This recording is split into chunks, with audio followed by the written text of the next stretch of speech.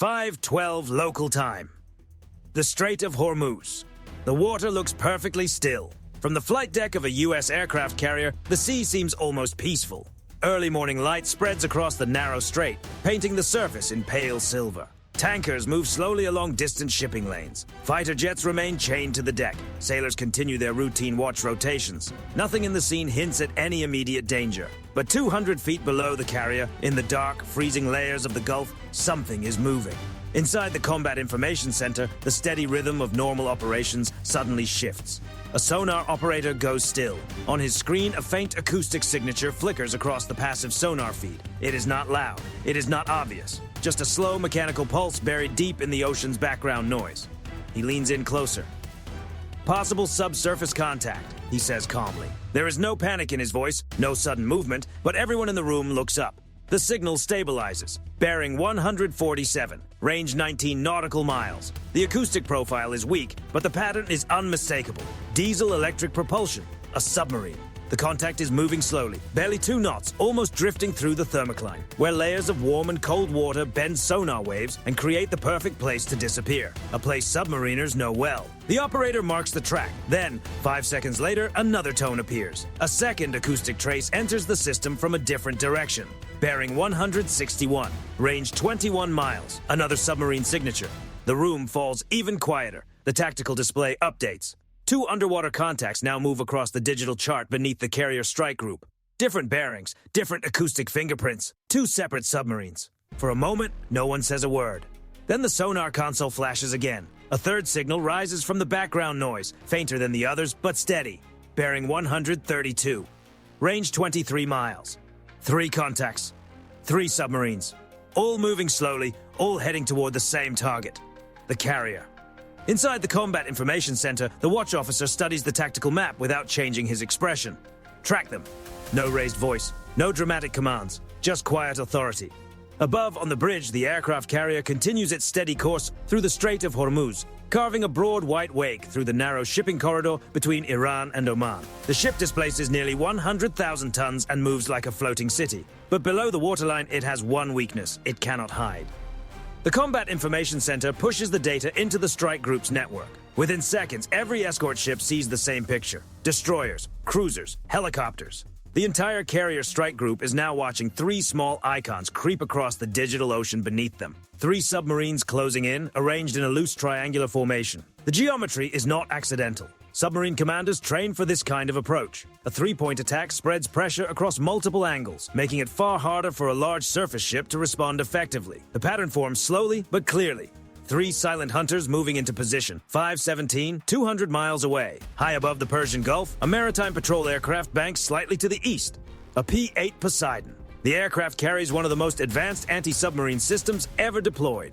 Inside its mission bay, technicians begin dropping sonobuoys into the sea below. Small cylinders strike the water and deploy underwater microphones. Passive buoys, active buoys. Within minutes, they form a listening grid stretching across 60 square miles of ocean. Each buoy listens. Each buoy reports. Then one of them detects something, a faint propeller rhythm moving beneath the thermal layer. The signal is transmitted instantly by satellite link back to the carrier strike group. Confirmation. Subsurface contact, then another buoy triggers. Second confirmation. Moments later, a third buoy lights up the network. 3 separate underwater signatures.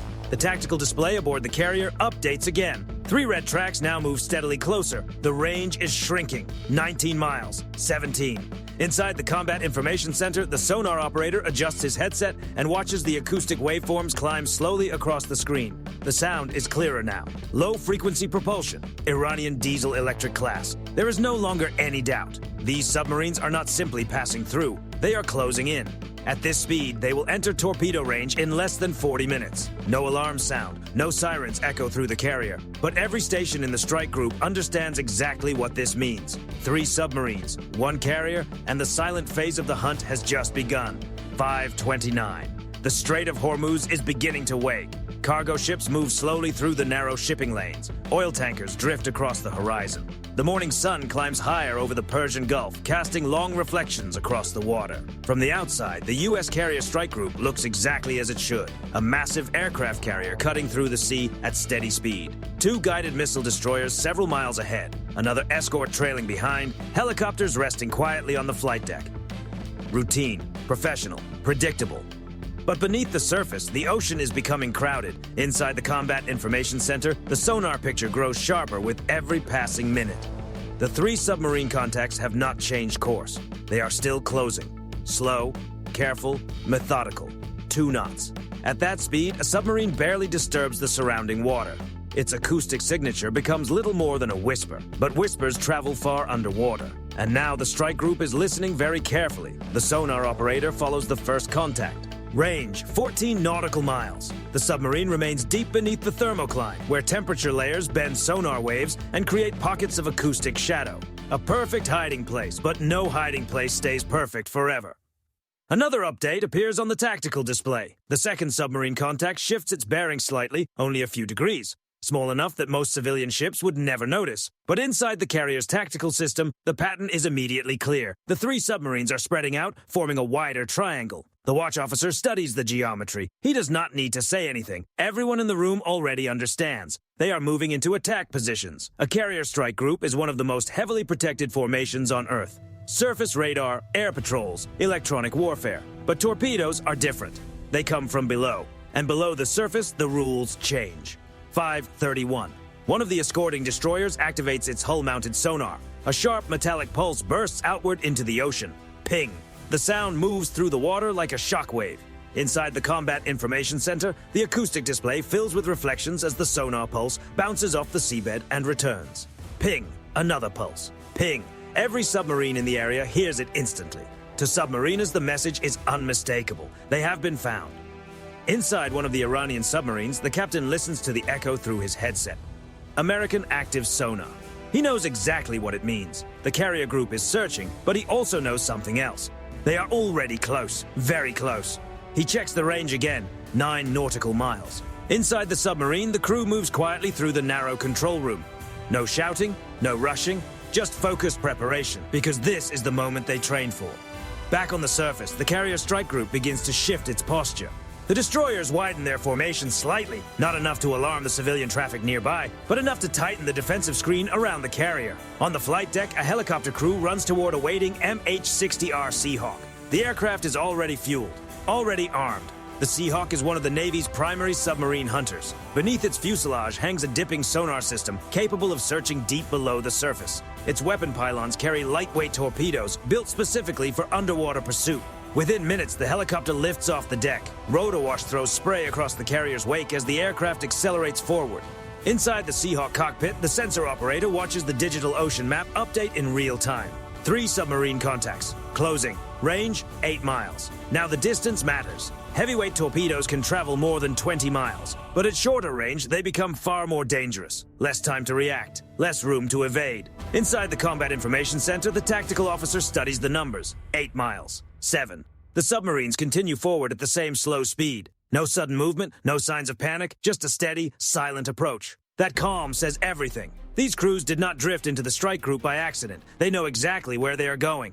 5:36. The Seahawk reaches the outer edge of the sonar grid. Below, the sea looks dark and empty, but the sensors say otherwise. The helicopter slows into a hover. The dipping sonar begins lowering into the water beneath the aircraft. A long cable disappears into the waves. The sonar head enters the sea, and at once the system begins to listen. A faint mechanical rhythm rises through the speakers. Propeller blades, slow rotation, a heavy steel hull moving through deep water. Submarine confirmed. The sensor operator marks the contact, one of the 3. But the other 2 are still out there, still closing. Inside the Combat Information Center, the range indicator drops again, 6 nautical miles. At that distance, every officer in the room knows the reality. They are entering torpedo engagement range. And somewhere beneath the dark waters of the Strait of Hormuz, 3 Iranian submarines are almost ready to fire. 5:41. Inside the Combat Information Center, the atmosphere changes in an instant. A sharp acoustic spike cuts across the sonar console. The operator leans forward. For a fraction of a second, the sound is almost lost in the background noise. Then it becomes unmistakable. A high-frequency cavitation signature. Propeller blades spinning far faster than before. Not a submarine. Something smaller, something moving fast. The operator does not hesitate. Torpedo in the water! The words cut through the room. Every head turns toward the tactical display. A new contact appears. Speed, 50 knots. bearing directly toward the carrier. The computer calculates the track instantly. Heavyweight torpedo. Then it happens again. Another acoustic burst, a second launch, and seconds later, a third. 3 separate propulsion signatures ignite beneath the sea. 3 torpedoes racing forward at combat speed. 3 underwater weapons now converging on the same target, the aircraft carrier. Inside the Combat Information Center, the tactical computer begins projecting intercept lines. 3 red tracks surge across the digital map. Time to impact appears beside them. 6 minutes. The watch officer does not raise his voice. Carrier maneuvering. Notify the bridge. The order reaches the helm instantly. The massive ship begins to turn. A nuclear-powered carrier weighs nearly 100,000 tons. It cannot move like a destroyer, but even a gradual change in heading can disrupt a torpedo's attack solution. The rudder shifts. The bow begins a slow swing to starboard. Below the waterline, the carrier's wake changes direction. Even a few degrees can matter. Back in the Combat Information Center, the torpedo tracks continue closing. 5 minutes to impact. Above the surface, the MH-60R Seahawk is already reacting. Through the dipping sonar, the sensor operator hears the launch signatures clearly. 3 distinct propulsion sounds, 3 torpedoes. He marks their vectors quickly. But then something else appears on the screen, a larger acoustic signature moving slowly beneath the launch point. Submarine, one of the attackers. The helicopter banks sharply toward the contact. Altitude drops. The pilot steadies the aircraft as the sensor operator locks onto the submarine's position. Target confirmed. No hesitation now. The Seahawk releases a Mark 54 lightweight torpedo. The weapon drops from the helicopter and disappears into the sea below. Moments later, its motor ignites. Now it begins its own underwater search. Back inside the carrier strike group, the defensive response continues. 4 minutes to impact. The tactical officer gives the next command. Deploy Nixie! Along the stern of the carrier, a cable unspools rapidly into the water. At the end of the line, a small device begins broadcasting powerful acoustic noise. The Nixie torpedo decoy. To a torpedo's sonar seeker, the decoy sounds larger than the carrier itself. Louder, closer, more attractive. It trails behind the ship like a moving false target, designed to draw the weapon away. Another decoy deploys moments later. Now 2 acoustic ghosts move behind the carrier. Inside the Combat Information Center, the tactical display updates. The first torpedo reacts almost immediately. Its track begins to curve. The seeker locks onto the decoy signal. The weapon turns away from the carrier and accelerates toward the artificial noise. 1 threat pulled off course, but the other 2 torpedoes stay locked on their original path. 3 minutes to impact. The carrier continues its evasive turn. Its massive hull cuts a wider arc through the Strait of Hormuz. Behind the carrier, the decoys trail through the wake like bait. Above the ocean, the Seahawk's torpedo closes in on the submarine contact. The weapon switches to active sonar. Ping, ping. Each pulse moves through the water, searching for the steel hull below. Inside the Iranian submarine, the crew hears it instantly. The sound of a hunter, a torpedo closing fast. The submarine begins an emergency descent. Ballast tanks flood. The vessel angles downward, trying to slip beneath the sonar cone. But the Mark 54 is already tracking. Its onboard computer processes every returning echo, adjusting, correcting, closing. Back inside the Combat Information Center, the tension rises. 2 torpedoes remain, range now less than 2 miles. Time to impact, under 2 minutes. Every screen in the room shows the same picture. 2 incoming weapons, 1 aircraft carrier, and barely enough time left for the ocean to decide what happens next. 5:47. Beneath the Strait of Hormuz, the battle turns violent. Nearly 200 feet below the surface, the Mark 54 torpedo released from the Seahawk locks firmly onto its target. Active sonar pulses cut through the dark water. Ping, ping. With each pulse, the echo grows clearer. A steel hull. A diesel-electric submarine diving deeper, trying to disappear into the acoustic shadows below. Inside the Iranian submarine, the meaning is unmistakable. The torpedo is closing fast. The captain reacts immediately. Emergency dive.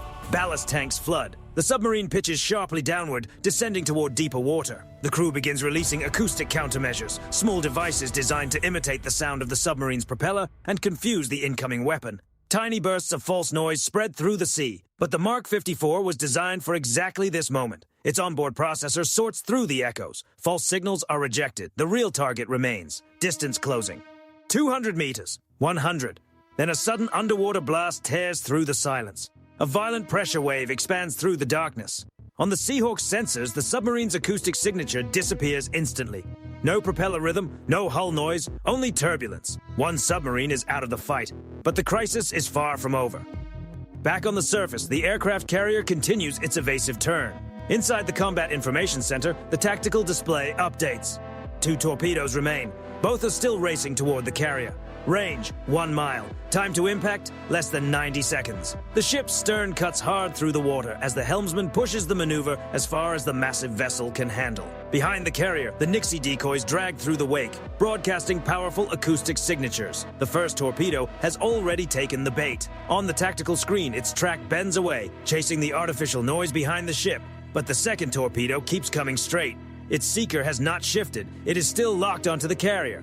Inside the Combat Information Center, nobody speaks. The numbers change every second. 800 meters, 700, 600. At that same moment, another Seahawk helicopter sweeps low across the ocean surface. This aircraft has been tracking the second submarine contact detected earlier. Its sensors confirm the target. Another Iranian submarine trying to slip away under the cover of confusion. The pilot banks hard left and drops lower. Target acquired. Within seconds, a second Mark 54 torpedo drops from the Seahawk's weapon rack and disappears beneath the waves. Moments later, its motor ignites and the weapon begins its underwater pursuit.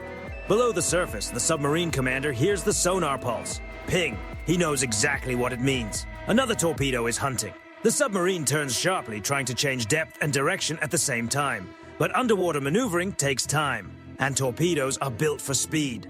The Mark 54 accelerates through the darkness. Its sonar cone sweeps the water ahead.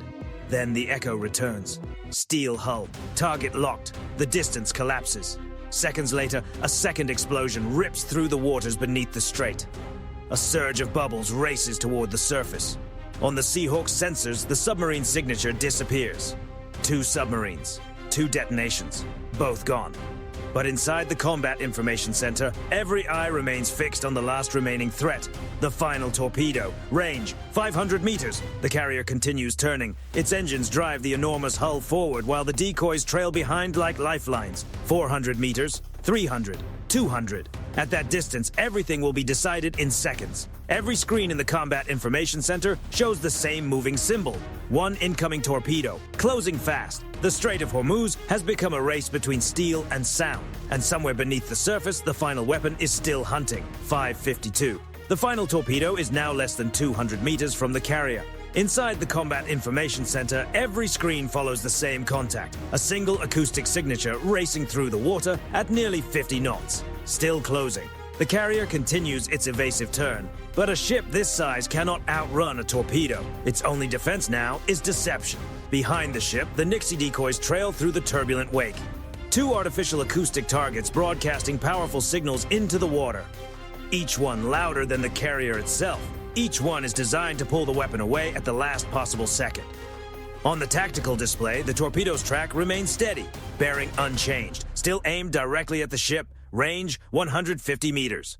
Inside the Combat Information Center, no one says a word. The sonar operator watches the acoustic waveform rise higher across the screen. The torpedo's propulsion signature is clear now, aggressive, focused. Locked on, 100 meters. Then suddenly the track shifts, at first only by a few degrees. The torpedo seeker begins to drift toward the louder acoustic signal behind the carrier, the decoy. On the tactical display, the red track starts to curve away from the ship's hull. The weapon is switching targets. Inside the Combat Information Center, the watch officer keeps his eyes fixed on the screen. Still no celebration, still no relief, because torpedoes can reacquire. Range, 70 meters from the decoy, then 60, then 50.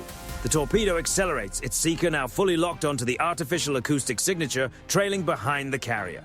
Seconds later, the ocean erupts. A violent underwater blast tears through the carrier's wake. A towering column of water crashes upward into the morning air. Shockwaves ripple across the surface, but the carrier keeps moving, unharmed. The decoy absorbed the strike exactly as intended.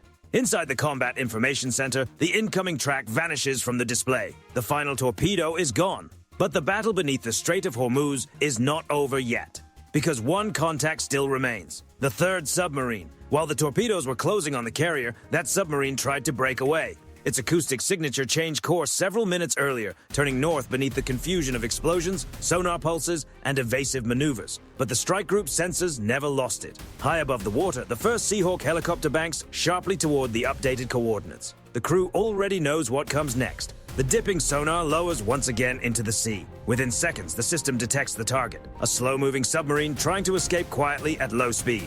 The helicopter pilot steadies the aircraft. Contact confirmed. The weapon release switch is armed. Another Mark 54 torpedo drops from the Seahawk and disappears into the ocean below. Moments later, its motor ignites. The torpedo begins its search pattern. Below the surface, the submarine crew hears the sonar pulses immediately. Ping, ping. Each returning echo grows louder. The submarine makes one final maneuver, diving deeper while releasing acoustic countermeasures. But the Mark 54 is already locked onto the hull. The weapon accelerates, closing. Then comes the third explosion. A violent pressure wave rips through the water beneath the strait. Moments later, the submarine's acoustic signature disappears from the sonar display. Inside the Seahawk cockpit, the sensor operator confirms the result. Contact lost. Catastrophic detonation. Back aboard the carrier, the Combat Information Center updates the tactical map. 3 submarine tracks, all gone. 3 detonations recorded below the surface. The Strait of Hormuz falls silent again. 5:59. The carrier strike group resumes its original formation. Destroyers tighten the defensive screen. Helicopters continue circling overhead, scanning for any remaining contacts. But the ocean below is quiet once more. No propellers, no torpedoes, no submarines. Inside the Combat Information Center, the watch officer enters one final line into the operational log. 3 hostile submarines engaged, all threats neutralized. The aircraft carrier continues its course through the narrow waters of the strait. From the flight deck above, the sea once again looks calm. Cargo ships continue their slow transit. The horizon remains clear. Nothing in the morning light reveals the violent battle that unfolded beneath the surface. But everyone inside the strike group knows exactly what happened here. 3 submarines approached, 3 torpedoes were launched, and in less than 40 minutes, the hunt beneath the Strait of Hormuz was over.